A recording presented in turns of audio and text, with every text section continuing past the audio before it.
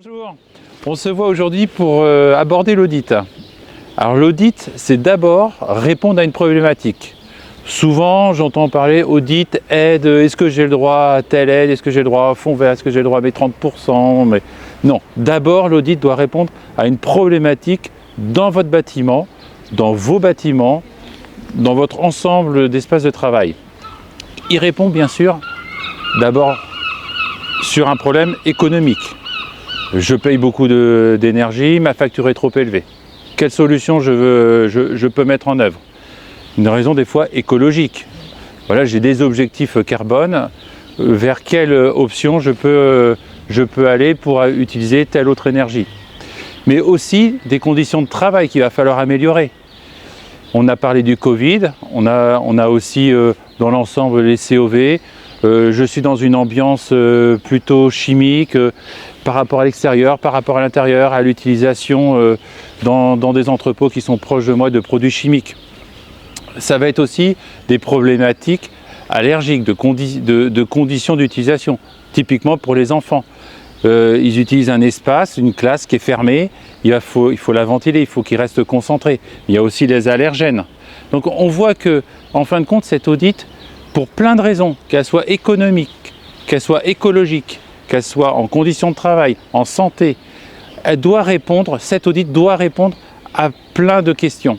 Et c'est ces questions que vous devez exprimer auprès de l'auditeur, auprès de nous, AREA, pour pouvoir orienter cette audit et trouver des réponses bien adéquates.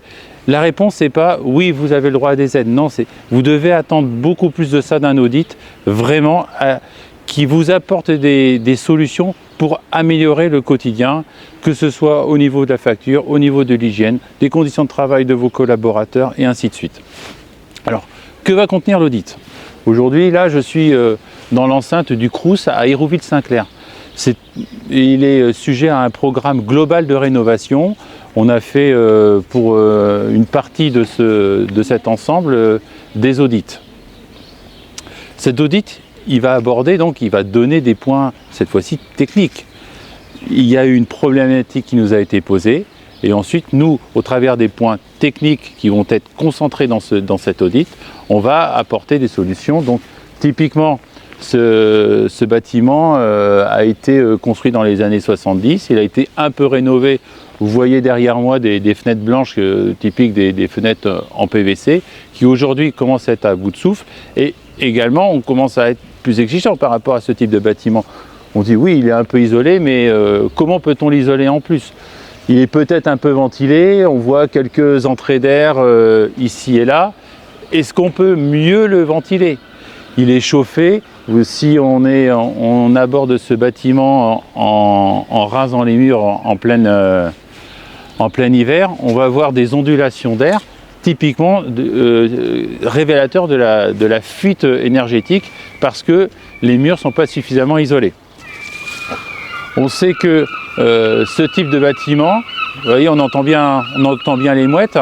Ce type de bâtiment, effectivement, puisqu'on entend les mouettes, il est près de la mer, parce qu'on est sujet au vent, et donc est soumis à bien des contrastes climatiques, à des utilisations aussi assez strictes, puisque c'est quand même un Crous, donc beaucoup d'étudiants, pas beaucoup de ressources. On ne peut pas aller chercher auprès de ces locataires une charge énergétique, leur facturer trop de charges.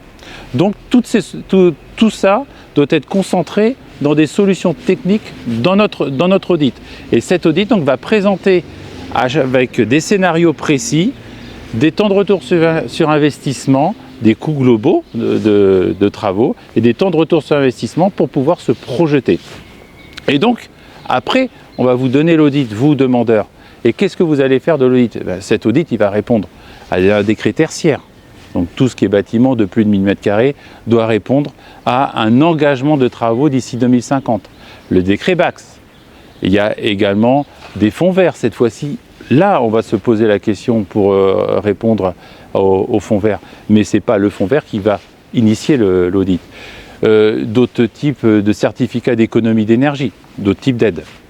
Donc on voit que grâce à l'audit, on va avoir une solution, on va avoir, ou des solutions par rapport à des problématiques. On va avoir des scénarios qui vont nous donner la liberté, vous donner la liberté de vous orienter. On va avoir des temps de travaux, des étapes qui vont vous permettre aussi de pouvoir préparer des financements. Et vous permettre également de voir votre conseil d'administration, dire voilà, je souhaiterais faire une rénovation pour plusieurs raisons. J'ai des arguments, j'ai des vrais arguments économiques et techniques. Donc voilà à quoi va servir l'audit. Et vraiment, il faut voir que l'audit est aujourd'hui une étape indispensable pour donner une cohérence à votre projet d'aujourd'hui et de demain. Voilà, donc si vous voulez en savoir plus, n'hésitez pas à nous consulter, à aller voir notre site. Et on reste, moi et toute mon équipe, à votre disposition. Merci beaucoup.